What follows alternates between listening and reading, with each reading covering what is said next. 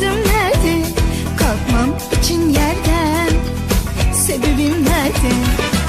Bitti derken her şey elden gitti derken sabrettim ben. Tam o anda ummadığında bir güneş parlar.